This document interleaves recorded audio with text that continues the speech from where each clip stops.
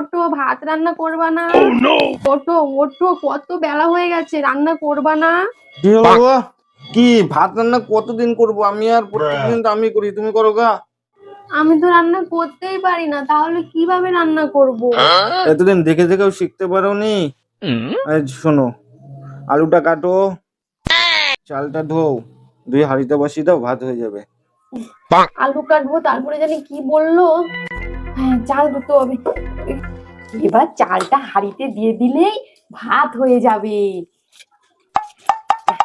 এই ভাত হতে কতক্ষণ লাগে গো?